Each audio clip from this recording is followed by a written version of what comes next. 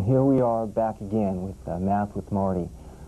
Folks, it's been a little bit confused during the summer schedule with our various taping slots, but by the time this show gets on the air, it will be weeks since a horrendous blunder has aired on my part, which I said that the disk of the sun occupies 1/628th part of the area of the sky. And I'm sure by the time this is played, I'll have hundreds of letters coming into the studio, people trying to correct me. And of course, the sun occupies 1/80,000th of the area of the sky, not 1/600th. It was an unforgivable blunder, and you know, it's the kind of thing which causes people to lose their faith in what they hear on television. But there it was. You know, as soon as the show was over, I looked at the blackboard and said, "What the heck is that?" And you can tell that it's sort of right because the sun has a diameter of about 1,000,000 miles. So it has a radius of 500,000 miles. The Earth is 100 million miles from the sun. Okay, so you got to factor 200 to 1 on radiuses. The radius of the sun, the radius of the Earth's orbit. 200 to 1. So when you convert that into intensities, you got to take the square of that factor 200. So it's 200 squared is 40,000 because the sun's rays are diverging by area. So you got to factor 1 in 40,000, which is the weakness of the sun's rays. Now what happens is that you don't see the sun as being any weaker. It's an unusual feature of light as it spreads out. If you put a tiny little drinking straw up and looked at the sun, the brightness you see coming through that drinking straw is just as bright as if you were sitting there at the surface of the sun. And you don't have any scientific way in particular of looking at that patch of bright glaring light and saying if it's a mile away or 1,000,000 miles away. So when you say that the sun's rays spread out of 1/40,000th, the consequence is that the size of the sun is 1/80,000th of the size of the sky. And that discrepancy of a factor 2 is something we've talked about before. Which I don't want to open that can of worms one more time. Being as I'm just trying to cover up for my mistake by showing how smart I am this time by telling you all this stuff. But anyhow, we got a kind of different show today. We got a guest on from Daniel McIntyre Collegiate named Barry Anderson, and he's a music teacher who's got all kinds of things going on in his community. He's sitting beside my sister Sharon there, and I wonder if I dare to ask Jim if he remembered to make up one of those name kind of things that you put on the screen just about this level where they put the guy's name. Now he's frantically keying it in on the Chiron generator there. He's laughing at me now. Okay. Yeah. So we have kind of a musical thing for tonight's show, and while we eagerly wait to see the name come up on the screen, I won't let you off on this one, Jim. There you go. You see, isn't that nice? Just to show, we just like, you know, Channel 4, Channel 12, any of those other channels. You know, we can do anything. We can make a man disappear like that. We can, but they're not prepared to do it to me right now. They can do a lot of things. How about some of those? Show us some things you can do. Okay, show us something you can do with the camera. Anything. Now we're just sitting here. It's dead air time. Is that the best you can do? A close-up. Yeah, we know you can do a close-up. We know you can do it. Am I sweating that bad? Don't have a makeup girl here to come. Did I shave today? Take it back. Take it back. Take it back. Okay. Now, before before I went into engineering at university, which was when I was 22 years old, I actually kicked around for a couple of years in the faculty of music between various stints as a dishwasher in restaurants between Winnipeg and Montreal. I did 2 years in the faculty of music. And when I was in engineering, I kind of stuck out on account of going to class and not taking notes. And my theory was I was going there, listening to the guy talking. Why would I be writing down and distracting from my ability to concentrate? And it turns out that theory got me through engineering okay. But back when I was a mere impressionable lad of 19 years old, taking first year of music history, I actually took notes. it's interesting to look at a young guy's notes, and it brings back how credible a kid is, that a kid believes what he's told, sits there writing down because the professor's saying it. I wrote down all kinds of factual information, and I go back on it. It's interesting to me, the amount of facts I put down. Now, here was a unit on the Arnold Schoenberg, and I have in my notes, Schoenberg, chromaticism goes beyond Wagner. Well, that's quite informative. It's quite factual. If we knew anything about the chromaticism of Wagner, it might tell us something. But when we say go on some examples, 1899, Transfigured Night, 19th century style. Schoenberg later became atonal when this Wagnerian style exceeded its limits. Interesting, okay. And then he began writing short atonal pieces. Structurally, he resembled Brahms, the rhythmic motifs, the sonata, the suite, particularly in his third period, which was 12-tone. Now, what a wealth of factual information that is, and how little it tells us about music or Schoenberg or Brahms or Wagner or anything. It's interesting to see how a college education can be condensed into so many facts which you write down, and on the test I'd be asked about Schoenberg's atonalism, and I could faithfully reproduce the fact that Schoenberg became atonal when the Wagnerian style exceeded its limits. You know, what a sense. But do we know what it means to be atonal? Have we heard a piece by Schoenberg? You know, he refers to Brahms in here, and he says Schoenberg resembled Brahms structurally, and it's an interesting thing that Brahms was a genius. Brahms was a genius because Brahms is a composer of the late 1800s who had the spirit to give us things like the Hungarian Rhapsody. You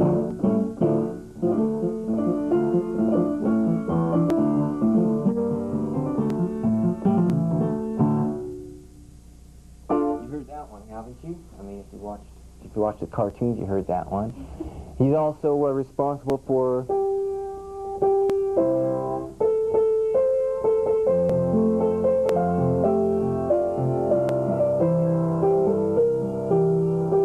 Brahms' Lullaby.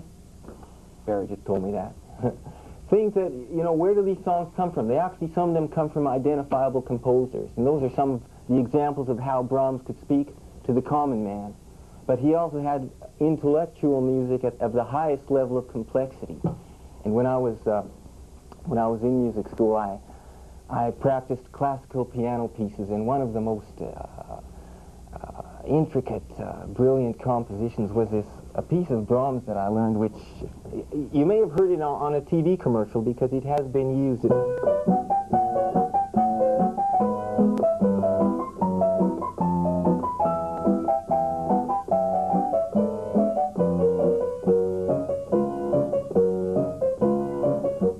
It's a beautiful thing, but you know, as far as surprising harmonies, chords that you can't imagine where he came out of them, voices moving this way and that way, it's extremely intellectual music. So Brahms was a genius that could speak in different at different levels to different audiences and use every device known to the musician.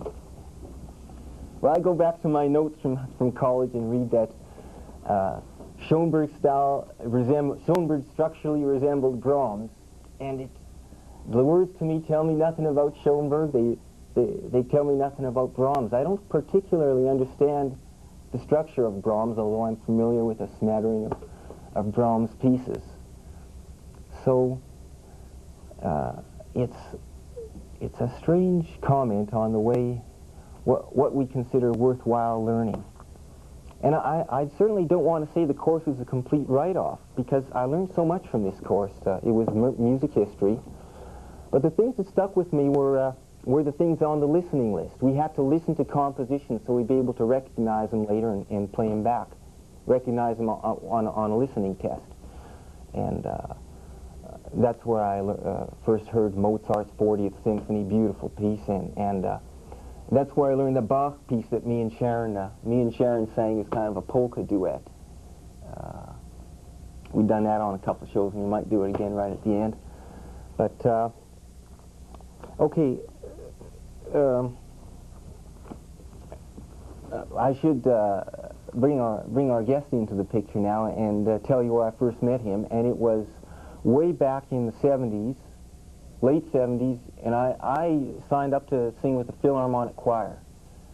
Now, the Philharmonic Choir is a big choir that goes in with the symphony. When the symphony needs a choir, is there other choirs, Barry, or is the Philharmonic the main one that symphony? The Phil used to be called the Symphony Choir, and we were all employees of the Winnipeg Symphony up until about 1980, and then changing structural ways and you know, financial things with the symphony made the symphony ask the choir to be independent, and so the Phil, since I think it's 1980, have been completely independent of the symphony, and we have our own financial structure and so on. But up until the time that you're talking about, we were all part and parcel of the WSO, and we rehearsed downtown in the Centennial Concert Hall in rehearsal room number 1. But the singers were volunteers. We weren't. They were all volunteers. Still today, the singers are all volunteers. Yeah. And they're highly auditioned volunteers and so on, but they're all volunteer people. Yeah. Well, in certain sections of the choir, like I think female voices, there's generally enough females wanting to join a choir, but they're always short of what, altos or baritones or something. No, they're all short of tenors. Tenors. That's what I meant. Yeah, that's what I was trying to say. And I think I would have sung in the bass section preferably, but I got put in the tenors. I forget. I was sort of useless range, like medium range, not as high enough to be a tenor, not low enough to be a real bass. Listening to your speaking voice the way you're talking right now, I would classify you as a baritone. Baritone, yeah. That's sort of useless, like you're not really a bass, you're not really a tenor, right? Yeah. Now, the thing I liked about singing in the Philharmonic, the nifty pieces you got to learn, and the guy at the front of the room on the rehearsal piano, doing like sort of imitating what the orchestra is supposed to do, so we had some rehearsals. Just put a lot of spirit into it, like there's always some punch to the stuff he was doing. And the song we were working on, well, the piece we were working on at that time was a thing called Carmina Burana, which, what was that? Was kind of a favorite of Piero Gamba's? He had several favorites. He specialized in the 9 symphonies of Beethoven, and we did Beethoven's 9th, the Choral Symphony, I would say every second or third year that he was in the city. He also brought in the Pines of Rome, the Respighi. We did that quite often. In fact, that was one of the pieces that we took to New York when the symphony went to Carnegie Hall in 1979. And and of course, Carmina Burana. I think while Piero Gamba was here as the WSO conductor, we must have done Carmina Burana, I would, 4 times. 3 or 4 times within a space of 12 years. So by then you knew the we got to know it pretty well. Yeah. Yeah, I must have been in the last time you did it. Must have been the year I sang with you guys. But let's show the people some of the songs from this. It's another one which you will not be totally unfamiliar with, because the overture was used in some kind of aftershave commercial, wasn't it? Or was it for a car? I think it was for an aftershave. You'll recognize it. Just give us some of those big sounding. Show out that overture.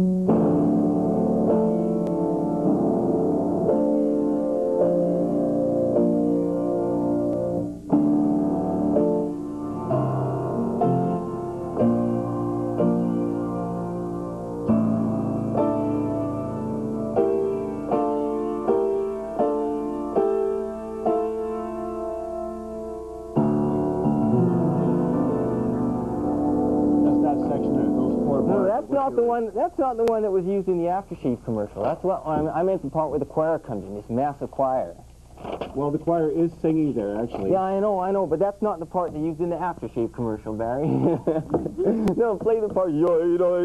Come.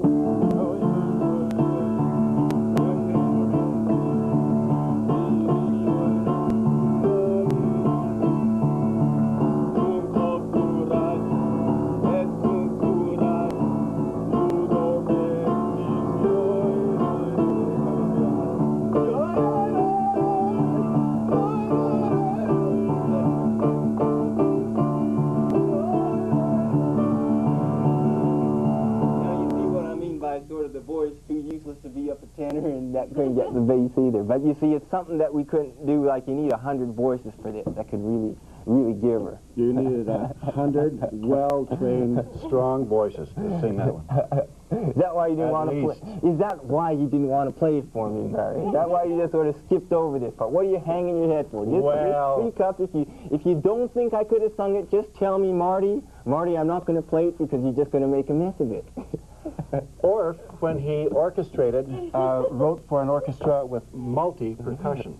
As you know, Orff is famous today for his teaching in the schools with young people with the Orff method, and it's all percussive rhythmic instruments. And so his scoring of this is not only for the full symphony orchestra, but it's an enlarged symphony with lots of extra trumpets, extra horns, extra... Huge sound. It's a huge sound. Now, what you got to realize is what Barry is accomplishing by condensing this into just a piano. Like the art of the accompanist is, now they've got notes written here for him to play, but what he's doing is much more than just reproducing the black dots. It's a whole, whole thing that I'm sure you could feel it at home when we just play that little snatch, that he's really suggesting the whole big sound. Now, of course, you don't have it. When you've heard the horns and everything and all that stuff, you feel it's lacking. But for us in here in the studio, it's a beautiful thing. Yeah, I have to sort of recreate the sound that the orchestral conductor wants. And like it goes through all the rehearsals with the choir, and it comes down to the second last rehearsal, and that's when the orchestral conductor comes in and takes over the choir. There's one no orchestra, and that's for example, there's a choir, another choir that you work with, and tonight they had that second last rehearsal, right? Oh, the Philharmonic Choir is in rehearsal tonight. Okay. For the wartime pilots reunion here in Winnipeg. Every 4 years, these fellows have gotten together in Winnipeg for reunion of their, you know, it's a hail fellow well met sort of weekend, and renewing all old acquaintances from the war times, and so what songs did you rehearse for them on this one? Well, they were doing a whole group of songs, Lily Marlene, We'll Meet Again.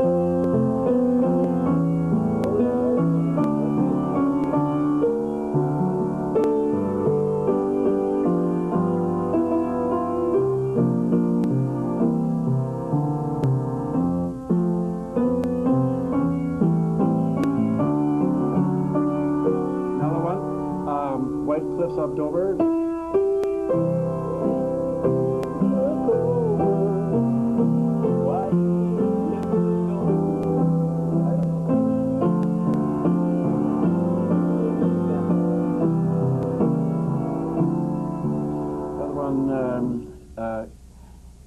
Another one, you're just playing these because you don't want to hear me singing more Carmina Burana, Barry. It's a shame to tell a lie, you know. Okay, let me and Sharon learn the harmony on this one. Well, it's a simple. In fact, we learned it just tonight in the studio. But give us this one. This is another one, and it's another kind of funny one. Okay, this is the second number in Carmina Burana. Yeah. Here's your intro, Marty.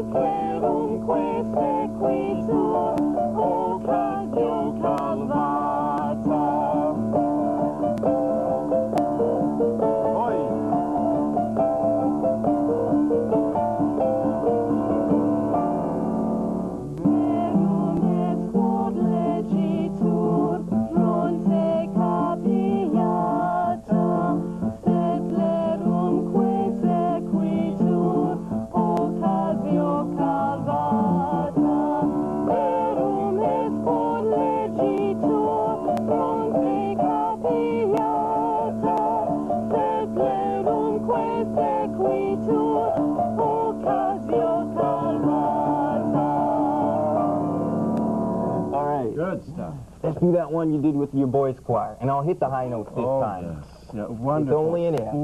I'll hit it. This is a funny one. This we did with the boys at Daniel. And I fell in love with this, and we did this about 3 or 4 years in Taberna Quando Summa. So if any of the fellows that are in from the choirs of the late 70s are watching this program, here it is. You'll remember it.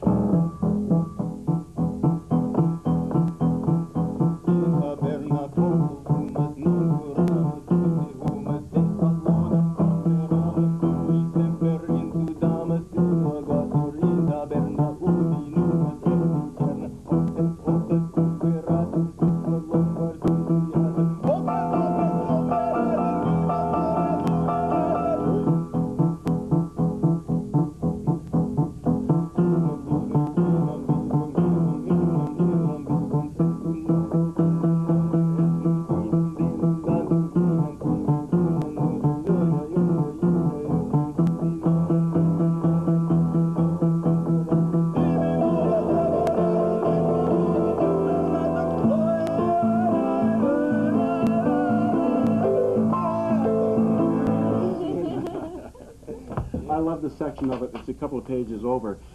Coming down.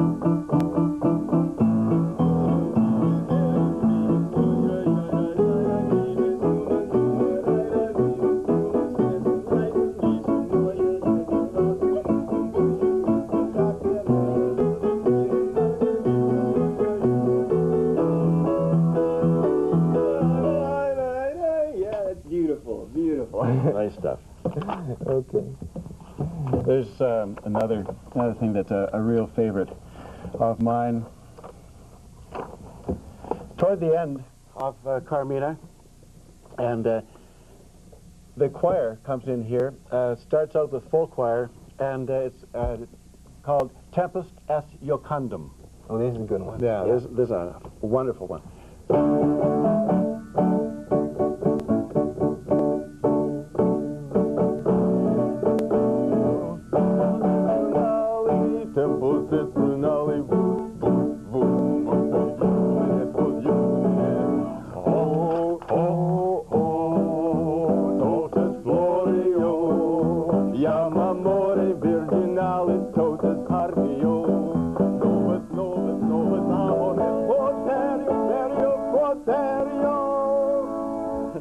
Fun stuff. One of those 3-beat bars that got me there. Yeah, I know. Okay. Then it goes up after all this noise, coming down, full orchestra, full choir. At the end, Quaperio, Quaperio, Quaperio. And the soprano soloist comes in, no accompaniment at all, except for shimmering strings, very, very quiet underneath. She goes up to a top B. Dulcissime, she sings. There's the strings.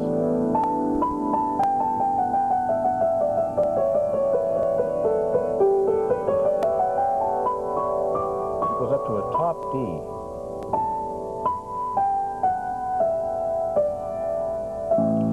Final dominant 7th chord. And then the choir comes in with the same thing. Started off with.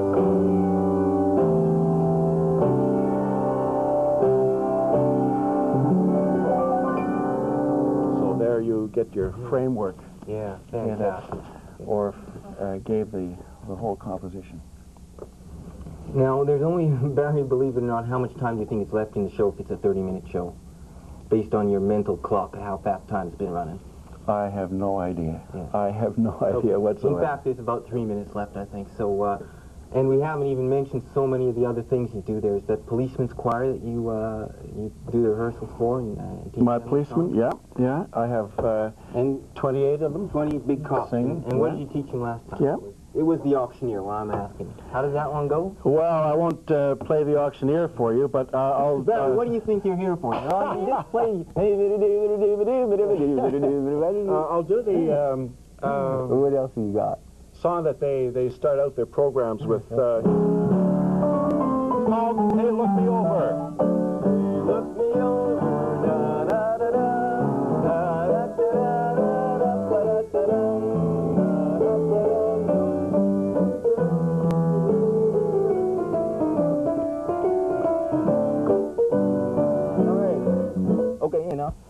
good. That's too bad we don't have the karaoke machine here. We could be singing that one. Like, 'cause everyone knows, hey, look me over, lend me your ears, what song, yeah. There's so many songs are like that. We are not a musical culture in terms of having a real vocal tradition. You want to know something that people can sing along to, you got to play something like Gilligan's Owl, which we'll do to the end of the show. You know that one? No, you'll play it for us at the end of the show. But we also got to mention that there's Knox United Church. How about that? Other, you know. Yeah. I play the organ and conduct the choir there, and teach my organ students on the pipe organ that's there. We're very lucky in the fact that we have a relatively new pipe organ. It was installed in 1968. A good-sized 3-manual Cassavan. It's fun making those big pipes rumble. Oh, you betcha. Yeah, it's lots of fun. Yeah, it's a great feeling. Composer's fun to play on that thing. Well, it's designed for the works of Johann Sebastian Bach and Buxtehude and Pachelbel, the Pachelbel canon. These are all sort of 1700s kind of things. Yeah, 1700s, 1750s, into the early 1800s. And the organ there is designed after the sound of the organ in North Germany that Bach played on, at least as close as Cassavan could build the organ to sound like that. So it's really... Yeah, okay. Just doing the beatbox, and then they're telling us to wrap up. Barry, what do you got that me and Sharon can both sing that we know the words to? Gotta say goodbye to... and I gotta say goodbye to Barry's kids, Lila, and David. I think you got it right. Wrote him on the board, just so he knows he's really on TV, not just a hologram of him. And what can we sing to take the show out? You two do that song, that Bach song that you were talking to me about. Yeah, this is a big one for us. And like I say, of all those bad things I said about taking history and music, I had to learn to recognize a lot of good songs. This one came out of it. We do polka style.